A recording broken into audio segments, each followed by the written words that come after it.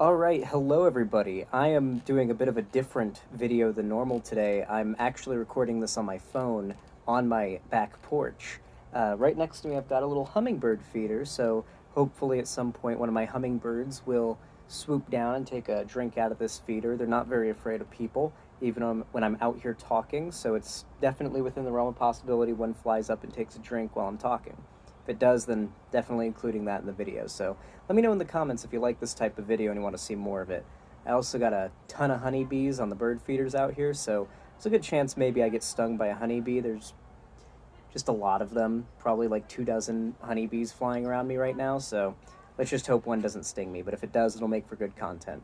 Anyway, I wanted to talk about something that's going on right now in the lefty Twitter space, because I feel a little bit conflicted about it. And I just want to hear your thoughts in the comments section as well about this. So, many of you guys are probably familiar with this new game that came out called Hogwarts Legacy. A lot of people are talking about it, a lot of people are playing it, it's getting a lot of, hype because it's a Harry Potter game. For a lot of people, it's like their dream Harry Potter game, right? And there's a lot of Harry Potter fans out there. I'm a big fan of Harry Potter, I just kind of don't really enjoy consuming the media as much anymore, considering the main cause of all of this drama, which is J.K. Rowling's political beliefs. Now, if you're a Harry Potter fan, then you probably would have assumed that, the lady who wrote a story about evil, super dark Nazi wizard trying to use his blood racist beliefs to justify a genocide, and he's the villain, you may think a woman who wrote a story like that is pretty progressive on, everything. But that's very much not the case when it comes to J.K. Rowling. She, well, for the last few years now, has been saying some pretty cringe shit about trans people, if I do say so myself. It's gone from, like, essays about how she cares about trans people, particularly trans women, and sees them as, someone that isn't, a group of people that are allies to her in her, feminist fight. But over the years, we've seen that devolve into her associating with British neo-Nazi TERFs, like literally quoting Mein Kampf, like TERFs, as well as just outright supporting anti-LGBT organizations, pushing anti-LGBT, particularly anti-T, bills, and just basically using her platform as much as possible to not just sort of raise questions about the validity of trans people, which was her whole big thing before, but to really, like, demonstrate the fact that she does not see them as deserving of respect and rights, which is, I think, pretty obvious at this point with her rhetoric around trans people. But really, at the end of the day, that's not what we're here to talk about. I think most of you guys are already familiar with that, but you'll probably know that this new Harry Potter game, Hogwarts Legacy, has been heavily boycotted by the LGBT community, and it's caused a lot of discourse. Now, on one hand, and I've already had this conversation, so that's not what I'm here to talk about today, I do think the events of this whole Hogwarts Legacy boycott very well may have set up the needed state of things required for another Gamergate type era online. I really think we're already kind of in it at this point, especially if my recent YouTube recommendations are anything to go off of. I think we're in it. I think I was right in that video about a year and a half ago where I talked about a new anti-SJW wave, but, what can you do when the fate of prophecy, or the gift of prophecy, hits you on the head? That said, because of this whole boycotting drama, the left, and particularly trans activists, or pro-trans activists, have gotten a very bad name because of all of the, in some cases, valid complaints that have been sent to creators that have decided to stream or support the game, but in an unfortunate amount of cases, very much not valid. There's been a significant amount of bullying and harassment towards streamers who dare to play or stream the game, but then on the other hand, every review for Hogwarts Legacy that I've watched so far from, like, a popular gaming review YouTuber has found, like, I'll give you an example. I watched, I forget what his name is. He's the little sock avatar guy who does reviews, like JFJ or something. He did a really popular review of Subnautica, and that's when I went and subbed to him. He did a review for Hogwarts Legacy, and I watched it last night. And he starts the video by saying, "There's a new Harry Potter game, and it's actually good. And J.K. Rowling's transphobic. Give me 12 copies in the deluxe edition, please." There's a lot of people who very clearly hold transphobic values who are basically using the success of this game to as sort of evidence that their ideals are more popular than they are, which may not sound like anything important, but um, when we consider the way that online politics works, it's very much a popularity contest. So many people online are just choosing their team based on which one is more popular at the given moment. Nobody wants to be on the losing team unless they have a severe victim complex. And I guess that's a good place for us to move on to what the real topic of this video is about, and that is Jesse Gender. Okay, um, hi, some people walking by. Basically, there was a little bit of uh, a thing on Twitter. Basically, Hassan decided that he was going to pirate the game, or I don't even think he was going to pirate it. I think he was going to buy it. He was going to buy or pirate the game. In some way, he was going to obtain it, and he was going to live stream it for charity, like a trans charity.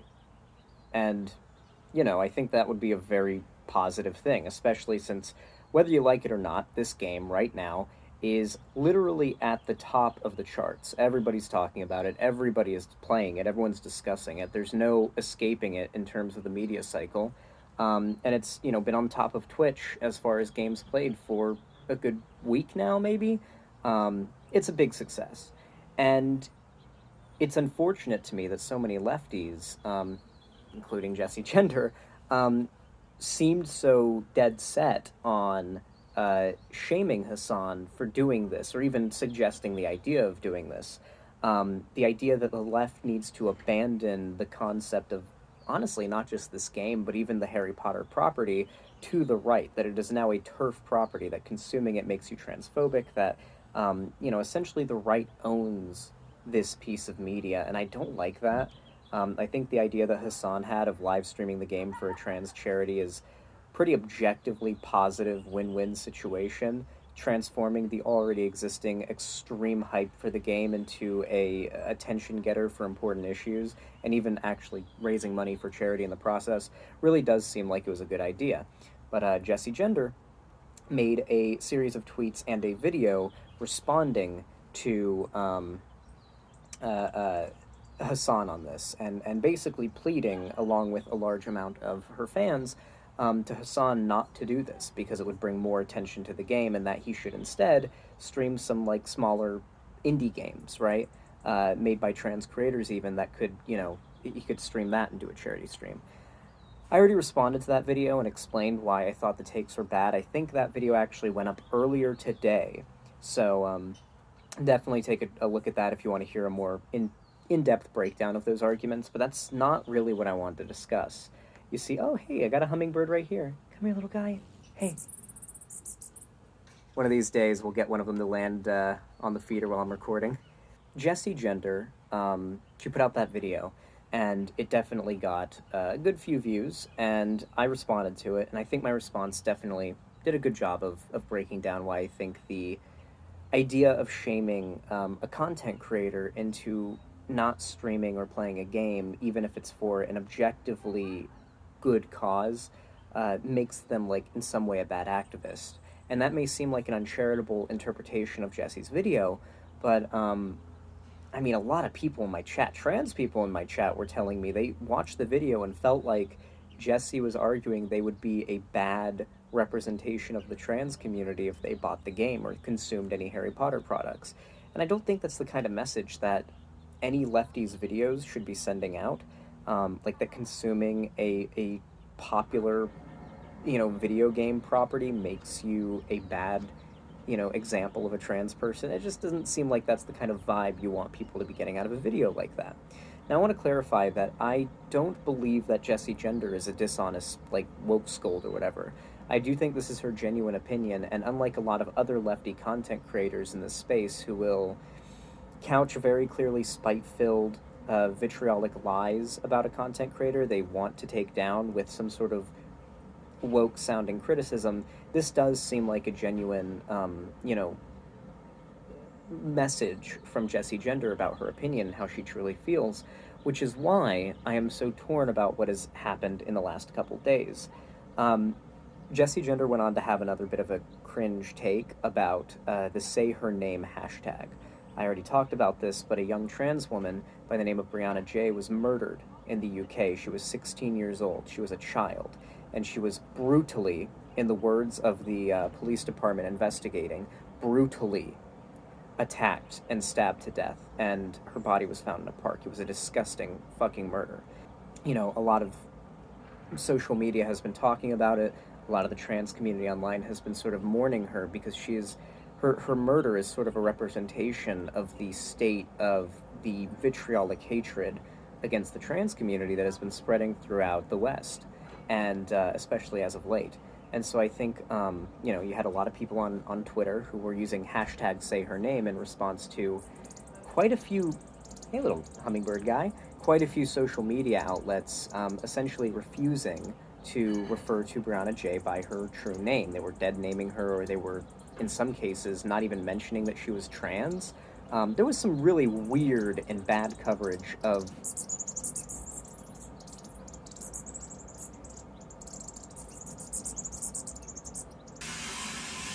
Look at all those hummingbirds. As I was saying, there was just some very questionable coverage of the Brianna Ghey murder from a lot of mainstream media outlets, and in response to that, Twitter was aflame. And the hashtag Say Her Name hashtag was, getting a lot of traction. Now, for those of you that are unaware, the Say Her Name hashtag actually originates from a bit of an issue that comes around with the... I'm trying to find the best way to word this. There's been a long-standing issue with young Indigenous women being kidnapped and going missing. And because tribal police forces have very limited jurisdiction and resources in their ability to conduct a manhunt for a missing person, there is a lot of reliance on, state police departments outside of reservations to actually try to find missing girls that are from Indigenous communities. And it's been a big problem with that not happening. And so social media will use hashtag say her name, or would back then, to bring attention to the fact that, hey, young Indigenous girls missing, police don't seem to be doing shit about it. It's not getting enough media coverage. What the fuck? And from there, the hashtag evolved to refer to, POC women broadly. That was a B. POC women broadly who have been in some way victimized, whether it be by the state, by the police, or by somebody else. Bring attention to it, right? Say her name. And that's basically more recently what the hashtag has been associated with, and now it's being used in reference to Brianna Ghey. Now, I personally think that hashtag Say Her Name being a kind of go-to hashtag for when someone who goes by she, her pronouns has been, killed, to bring attention to that and to raise awareness about the injustice. I think using it broadly to refer to young women or women in general who are in marginalized communities and not getting the attention they need from either law enforcement or, the media, I think that's a very good thing. However, there was a psyop, a full-on psyop. I can flash the tweet on screen here, I think, but the whole drama started with this account saying that white trans people or anybody using the hashtag Say Her Name hashtag in reference to Brianna Ghey was taking the hashtag's value away from POC women, which is of course ridiculous. But this tweet blew up. I mean, tens of thousands of likes, an embarrassing amount of likes on this tweet. Some people on Reddit did some digging and found out this account is literally really fucked up. Some of the takes this person has had, I don't remember exactly what they were, but I'm a lot of them are really bad. This is not an account that needs to be getting this many likes on a take that is this bad, okay? Um, this seems like an op to me, or just a very clear example of like a narcissistic, probably teenage, I hope teenage, because God help me if they're an adult. Um, Probably teenage lefty with a huge attention desire complex, who's just decided to turn the murder of a teenage girl into all about them. But yeah, pretty disgusting what came out about that Twitter account, and the fact that they're the ones behind this entire discourse just doesn't leave me with a good feeling. Leaves me with a pretty bad feeling. With that said, oh, my cat is on the porch with me, and she's being so cute. She's rolling around. With that said, Jessie Gender ended up joining in with the discourse, and she also made a tweet, or a few tweets, about how say her name is being appropriated if it is used to refer to Brianna Ghey, and we need to find a new hashtag. I think I also covered this. I may not have, though, but this was a pretty bad take from Jessie Gender. We had two pretty bad takes consecutively from Jessie Gender, and a whole lot of people I would say are pretty, on the reasonable side of this issue, proceeded to respond to this with a variety of responses. Now, most of the responses, and these are the responses that I actually respect, were just kind of gently and reasonably explaining why this take is cringe to have, or why it is wrong to, hyper focus on this. And a lot of them as well were people that were outright harassing her. Now, I'm going to be honest with you guys. I like Jessie Gender. I think her Matt Walsh video she did a little while back was fantastic. I think she's gotten a lot of unwarranted harassment from, the online right and transphobes and all of that.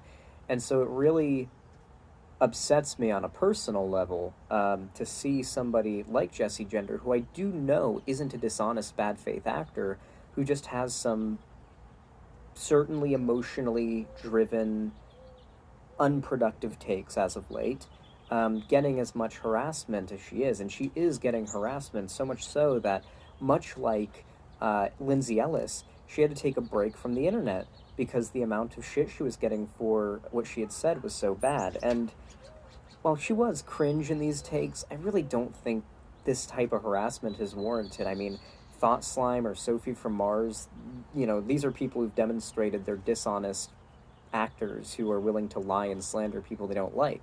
But Jessie Gender, as far as I know, has never done anything like this, and even if we disagree with some of the more hypersensitive aspects of her takes here, it really does feel like an unwarranted harassment wave got sent her way. Now, I don't think it was people from my community, or frankly anybody I'm friends with, who are responsible for this harassment. So why am I talking about it? Well, it's because I think that we in what the breadtube sphere perceives as the dirtbag left do need to take the responsibility to engage with those on the left that are more sensitive but still honest and not just, liars. We need to engage with them, in good faith and kindly. So many of these content creators will lie and say that our fan bases harass them and attack them and all that, and they can never provide evidence, and they can never provide any, actual proof of this. It's always just like, oh yeah, some of your fans said my take where I said all white people are bad was cringe, that's harassment. It's usually something like that I'll get whenever I talk to a woke scold like this. But in the case of Jessie Gender, she's actually being harassed by a lot of people that I suppose you could consider to be in our sphere, our side of the left, the more opposing to the hypersensitivity aspect. There's a lot of birds on the porch right now, chat, sorry. Or chat, you guys. There's a lot of birds on my porch, okay? They're chirping up a storm. Look at all those bees. Yeah, you're here. I'm aware you're here. Thank you. I hope you can hear them whistling, because they're loud. As I was saying, though, it really is despicable to me that Jessie Gender was literally harassed off of Twitter, because when I think of LeftTuber harassed off of Twitter, I think, they must have gotten canceled and a bunch of woke scolds went after them, right? in this case, that was not what happened.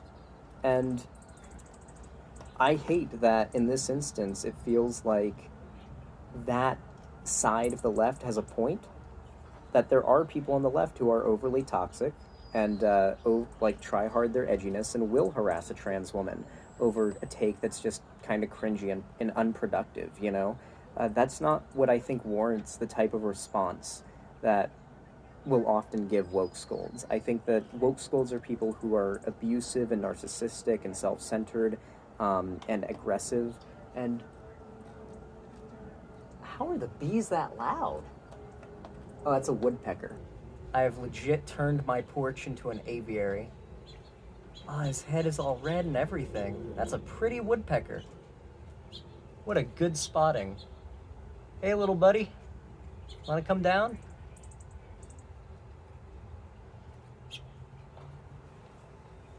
There's a bee. Look at that guy. You guys being little fighting assholes, fighting over the seeds.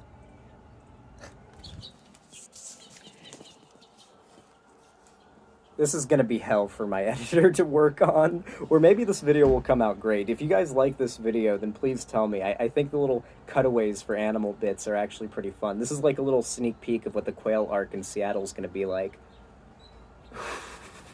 Okay, the woodpecker is now tearing bits of that tree off, and the bits are now falling to the ground. It's pretty funny.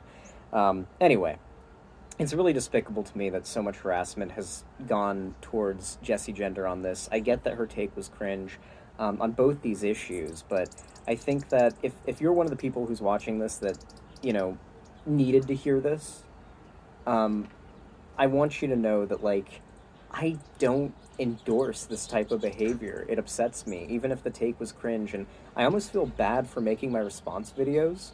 Like, I made my video responses to Jessie Gender's bad takes, and I almost feel bad about it because I took part in what I feel was a harassment campaign, I guess. I mean, I added on to it at least, right? Even if I wasn't actively harassing her or trying to do that, I feel like I kind of threw my card on the pile, and I feel a little bit responsible because of that.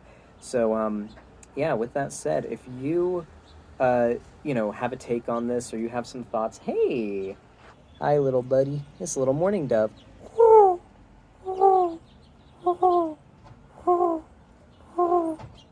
Any thoughts? There's another one up there. They're watching me. This is a dangerous amount of birds. There's so many goddamn birds out here today. All right. Honestly, I can't think of a better note to end this video on than just absolutely surrounded by birds and bees.